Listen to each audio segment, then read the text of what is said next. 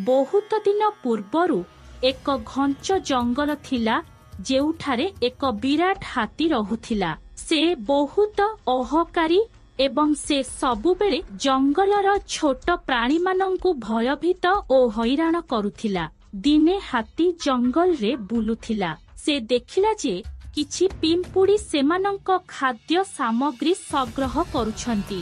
हाथी उपहास करी भारी पादरे सेमानंक धाड़ी भांगिला। पिंपुड़ी छिन्न छत्र होइगले, किंतु सेमानंक मध्यरे गोटिए छोट एवं साहसी पिंपुड़ी भाबिला हाथी को एक शिक्षा दियाजिबा आवश्यक।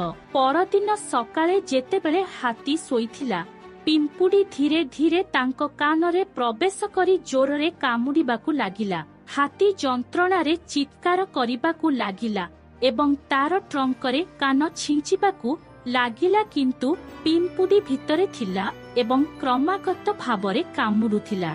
हाथीटी जंगल रे एठारू दौड़ी बाकू लागिला एवं जोररे पाटी करी कहिला, बंचाओ बंचाओ, केही मोते साहाय्य करंतु। किंतु केही तांकू साहाय्य करि पारिले नाही। किछि समय परे हाथी बहुत क्रांत होई तळे बसिगला। से निवेदन कले, छोट पिंपुड़ी, दयाकरी मोते छाड़ी दियो, मु आउ कोनोसी छोट जीवकू असुविधारे पकाइबी नाही। पिंपुड़ी तांको विजय पाई गर्वित थिला, किंतु से नम्र थिले। से कहिला, जदि तुमे एही शिक्षा शिखिछ, मु तुमकू मुक्त करिमी, किंतु मने रख, कदापि शक्ति पाई गर्व कर नाही। सेही दिन परे हाथी कोनोसी छोट प्राणी को केबे भी हैरान कला नाही। एही कहानीरू आमे शिखिले जे छोट किंबा दुर्बल विवेचित व्यक्ति मध्य बुद्धि एवं साहस सहित